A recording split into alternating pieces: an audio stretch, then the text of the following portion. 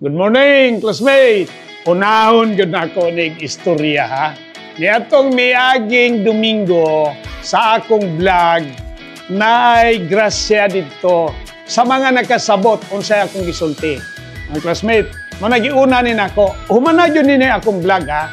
Swerte kayo ta kay ang Sharp Philippines, pagkadungog niya nga 100K na ang akong followers, gitagaan ko niya og 100K pod. Karon akong huna-huna, ako ning ihatag sa tanan na akong mga classmate. Pero, balikin ninyo to akong gisulti, kay basig magmahay mo niya itong miaging vlog. Di ba na ako'y pangutana? Asagikan ang pamilya. Unsay imong tubag, unsay imong thoughts. Ako nang humanon unya, padayon ta. Miaging semana, naghisguta, family management. Karon, ang atong hisgutan, how to raise your children. Mao ni atong subject matter karong Domingo, ha. Usaon nimo pagpadako sa imong mga anak. Ang pamilya dili maging successful, dili malipayon kung dili maayo ang pagmatuto sa mga anak. Mao gyud na ibutang nato sa atong una-una mga classmate. Sayang atong mga hinaguan, sayang ang atong paghago kung walay paingnan, walay direksyon para sa atong pamilya. Kanunay ako nagaingon yung kong classmate, hinahimo yun ako nga ihemplo akong sarili. Nga naman, makita man ninyo, sa mga nakaila na mo, ang akong mga anak, maayo kapag matuto na mo nga magtiayon. Huwag badlungon in taon ni akong mga anak. Ngayon, uy, humble lagi kayo. Swerte ko no ko sa akong mga anak kay mga buutan. Kung inana ang komentaryo sa inyo, buutan yung mga anak, swerte ko no ko kay buutan na imong anak. Mutuo ka ba na classmate? Kasi ang pangutana, kung lain ang iyang amahan, buutan ba kahana? Diha na magsukad sa pamilya ang maayong pamatasan sa anak. Pagmatuto, pagdisiplina. Una gyud mga classmate, ang pinaka-importante, disiplina. Kinahanglan nga dunay disiplina. Ang disiplina magagikan sa magtiayon, asawag bana.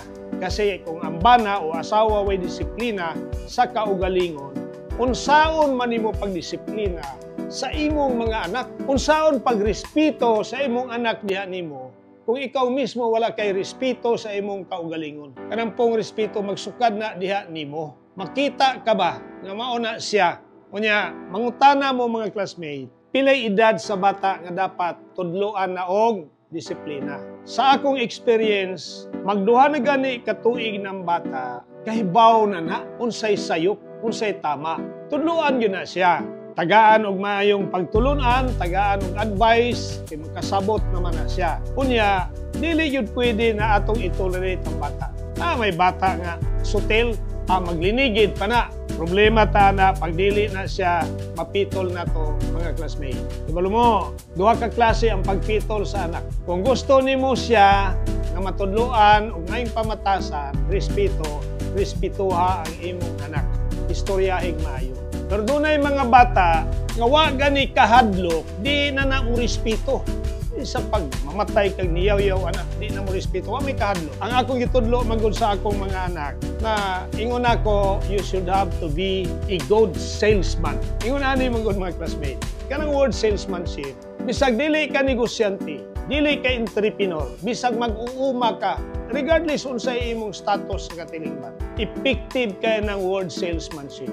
Ang bata, ini katao na muhilak. Ngano ni hilak man na man nagipangayo. Basi gusto niya magdidi, basi gusto niyang kainit sa lawas sa inahan. Di man siya magkalito. So gi-express niya, selling the idea nga, mi padidi ako, hantod magdako. Tudluan na to atong mga anak, mga classmates. Para nako, mao na nga kaloy sa Ginoo, mga buutan ako mga anak, ginatudluan ko na og word salesmanship. Kung na kay gusto nga mahitabo, dapat you should have to be a very good salesman. Sell your idea sa imong igsuon, sell your idea sa ako. Ako, in the same way, I am selling my idea sa akong asawa o sa akong mga anak. Tanawa ninyo mga classmates. Ayaw gyud ninyo i-spoiled ang inyong mga anak. Mao ni failure sa ginikanan. Ang failure sa ginikanan, too much love ang inyong gipangita. Pag sobra na gani ang word love ipakita sa iyong anak, gina-spoil ninyo, di na magkaayo nila. Dapat atong anak kahibalo mo value o piso. Kanang word financial management, importante na natudluan nato atong mga anak. Magsugod na panahon pag-eskwela, ayaw tagain yung kwarta. Tudluan unsaon pagtigom. Panahon gani nga ang atong anak walay respeto nato, failure ang atong management sa atong pamilya. Luoy kay ta. Dili lang kita, kundi sila. Dapat magkatuon gyud atong mga anak pagrespeto sa ilang ginikanan. Pagrespeto nato nga mga ginikanan. Nya kita, unsa may atong ihimplo nila nga morespeto ang atong anak sa ato nga ginikanan. Classmate, kung ikaw do na pay ginikanan, kung unsa imong gusto pagtratar sa imong anak sa imuha, dapat mausad na imong ipakita sa ila giunsa nimo pagtratar imong mga ginikanan buhi pa. You have to show that you care, you love and care sa imong mga ginikanan. That is the most effective way pag matuto sa mga bata, mga classmate. Unya man nagko man gyud na classmate, mao bitaw to nga niadto may semana nangutana ko asa man gikan ang pamilya. Unsa inyong thoughts? Expound kung nganong mauna inyong tubag. Classmate, ang nakanindot ra ba akong balikon o tigisugod yun ako sa uno para humanon yun ninyo, gisulti na ko. Pagkahibaw sa Sharp Philippines, nga niabot nag 100,000 ang akong followers, gitagaan sa ko nilag 100,000 pesos.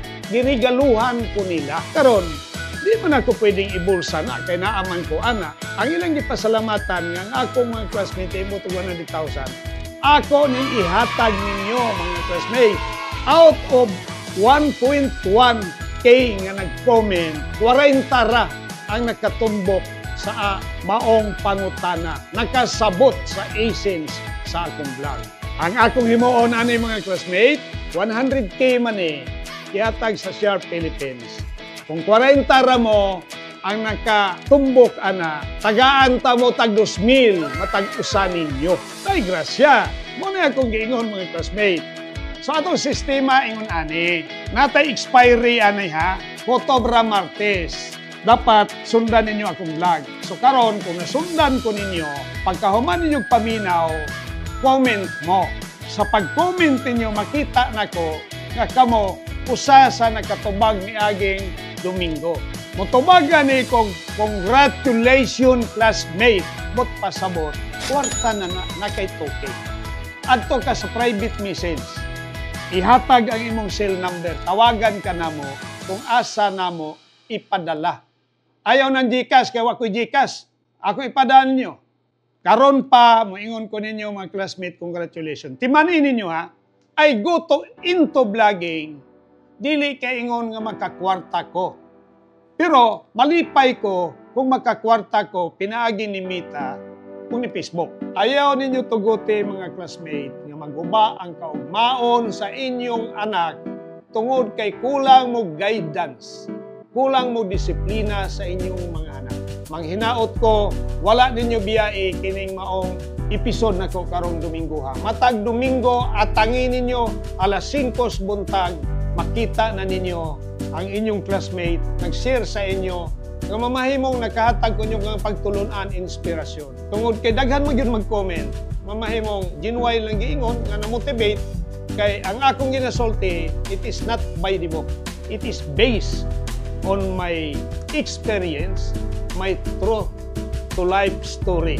Pero pag once magkakwarta ko, ako ning i-share sa inyo mga classmate.